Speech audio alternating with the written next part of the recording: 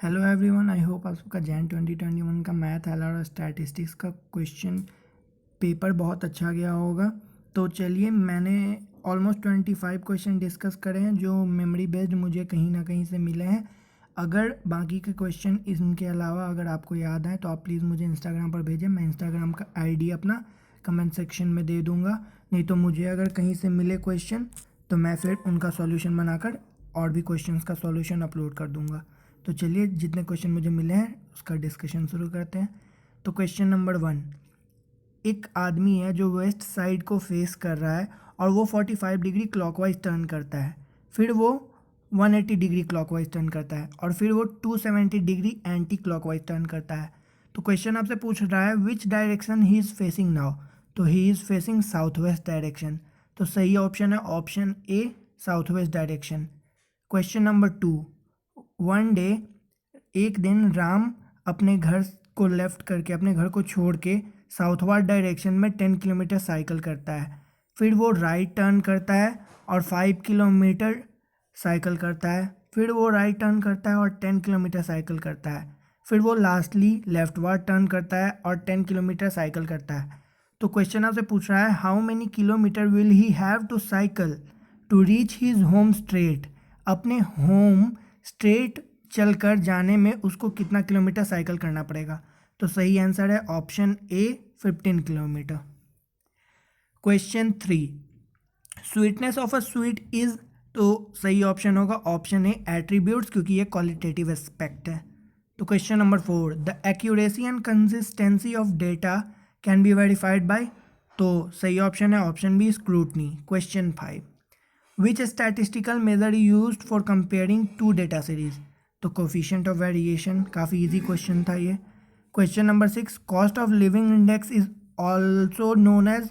Sorry, मैंने always लिख दिया वहाँ, तो ऑल्सो नोन एज, तो ऑप्शन ए सही ऑप्शन है, weighted index. Question number 7, 10 there are 10 trains. 10 trains है जो कोलकाता से दिल्ली आती जाती है। तो द क्वेश्चन आपसे पूछ रहा है find the number of ways in which a person can go from Kolkata to Delhi and return by a different train. तो सिंपल सा क्वेश्चन था, बुक का ही क्वेश्चन है आई गेस। तो 10p2 90 ways. Question number 8, which statistical measure do not show any mathematical property. तो सही option है ऑप्शन डी, मीडियन, क्योंकि मीडियन आपका पोजिशनल एवरेज शो करता है, मैथमेटिकल एवरेज नहीं। तो question number 9, find geometric progression if first term and difference if third term is 1 and six term is -1/8। I guess यहाँ क्वेश्चन में कुछ मिसप्रिंट हो गया है, मुझे ऐसा ही क्वेश्चन मिला था। तो इसका सही ऑप्शन है ऑप्शन बी, 4 एंड -1/2। ये आप ऑप्शन से भी पुट करके सॉल्व कर सकते थे। तो चलिए, question number 10, which of the following is uniparametric distribution. तो इसका सही आंसर होगा ऑप्शन सी, पॉइजन डिस्ट्रीब्यूशन, क्योंकि नॉर्मल डिस्ट्रीब्यूशन और बाइनोमियल डिस्ट्रीब्यूशन बाई पैरामेट्रिक होता है और हाइपर ज्योमेट्रिक पता नहीं क्या होता है। Okay, question number 11। Question number 11 कह रहा है कि एक बास्केट जो 15 apples, 25 orange and 10 banana contain कर रहा है, तो अगर हम एक फ्रूट कोई निकाल लें तो प्रोबेबिलिटी क्या होगी of not selecting a Apple is. Sorry, मैंने यहाँ बनाना लिख दिया है, यहाँ एप्पल होगा।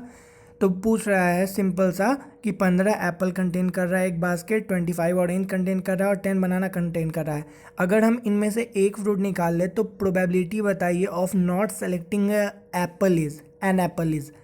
तो इसका सही आंसर होगा ऑप्शन डी, 0.70। 35/50 कर देंगे तो आंसर आ जाएगा। Question number 12, Fisher's index number doesn't satisfy. Fisher's index number doesn't satisfy, तो Fisher's index number doesn't satisfy circular test, option A is the correct answer.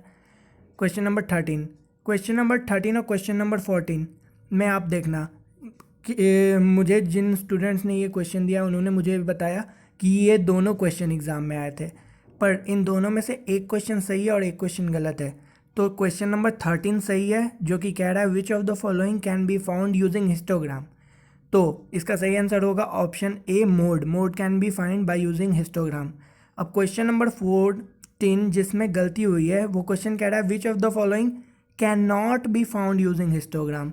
तो हिस्टोग्राम को यूज़ करके तो मीन भी फाइंड नहीं कर सकते हैं, मीडियन भी फाइंड नहीं कर सकते हैं, स्टैंडर्ड डिवीजन भी फाइंड नहीं कर सकते हैं। तो ये क्वेश्चन गलत है। यहाँ होना चाहिए था कि which of the following can be found using histogram, तो जिसका ऑप्शन होता option C mode. Question number 15, the ratio of two quantities is 15:7 if the consequent of its inverse is 15, the antecedent is, तो इसका सही answer होगा option B 17।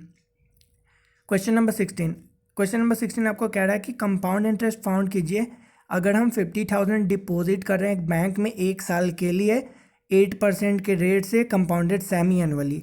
तो ये काफ़ी इजी क्वेश्चन था, बुक का ही क्वेश्चन है आई गेस। तो इसका सही आंसर होगा ऑप्शन डी 40/80। सॉल्यूशन देखते हैं। सॉल्यूशन में हमने कंपाउंड इंटरेस्ट का फॉर्मूला यूज़ करा है कैलकुलेट करने के लिए, सिंपल कैलकुलेशन है। फिर क्वेश्चन नंबर 17, ये भी काफ़ी सिंपल क्वेश्चन है। इसमें आपको कह रहा है effective rate of interest found कीजिए अगर नॉमिनल रेट 7% है कंपाउंडेड क्वार्टरली। तो इफेक्टिव रेट ऑफ इंटरेस्ट का फॉर्मूला डायरेक्ट लगाएंगे, आंसर आ जाएगा। सही आंसर होगा option D 7.18। Question number 18, most of the commonly use frequency curve is, तो most of the commonly use frequency curve is bell shaped curve.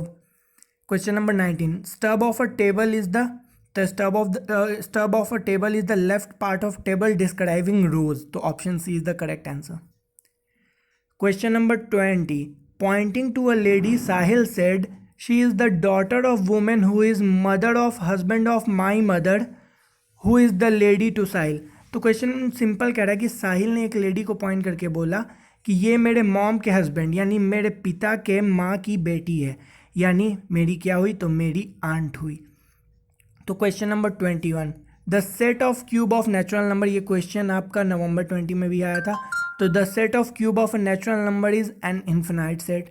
Question number 22, assuming that discount rate is 7% per annum, how much would you pay to receive ₹200 growing at 5% annually for ever.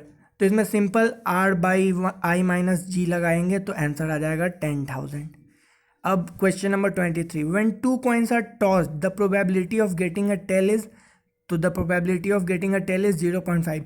इसमें कुछ student कह रहे थे कि question ये इस वे में था कि when 2 coins are tossed the probability of getting at least 1 tail is, तो उस केस में आपका आंसर हो जाता ऑप्शन बी 0.75। अदरवाइज अगर क्वेश्चन ये था तो इसका सही आंसर होगा 0.50। तो चलिए नेक्स्ट क्वेश्चन डिस्कस करते हैं।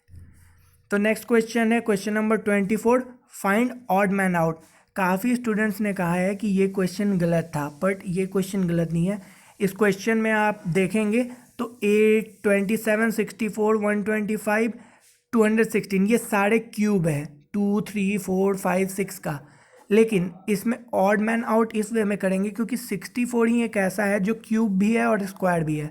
उसके अलावा कोई भी ऐसा नहीं है जो किसी का क्यूब है, किसी का स्क्वायर है। यहाँ पे 8 का स्क्वायर है 64 और ये क्यूब भी है आपका 4 का, ठीक है। तो ऑड मैन आउट में इसका सही आंसर होगा ऑप्शन ए 64।